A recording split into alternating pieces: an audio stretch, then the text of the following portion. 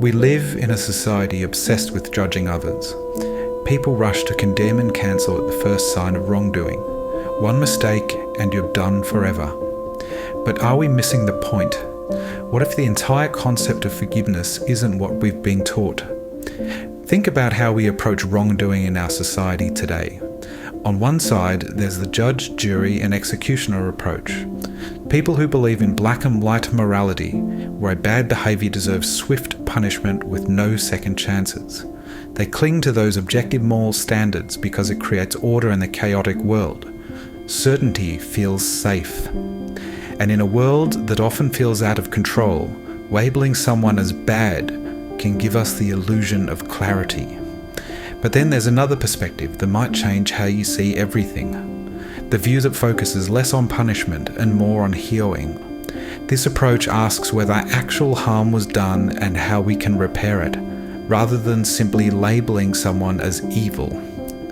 These restorative principles suggest that maybe the point isn't to punish people, but to help them become better. And isn't that what we'd want for ourselves if we were the ones who messed up? Looking back through history, we've been pretty obsessed with making people suffer for their mistakes. Ancient legal codes demand an eye for an eye. The idea was simple. You hurt someone and you get hurt back equally.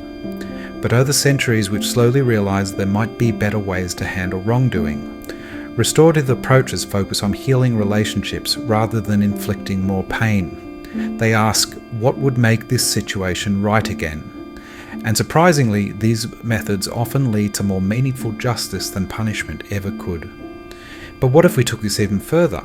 What if we accepted that every single one of us is fundamentally flawed? None of us make it through life without making mistakes or hurting others, even when we don't mean to.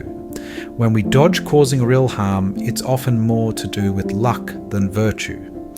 And when someone does cause harm, what if we recognize that their actions usually come from their own wounds and struggles? Pain creates pain, and condemnation rarely breaks that cycle.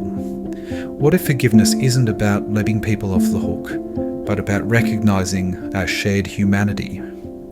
Every person you've ever condemned is fighting battles you know nothing about. The question is, in a world where we're all damaged, who gets to decide who deserves a second chance? If every one of us is broken in some way, maybe the most radical thing we can do is offer each other a way back.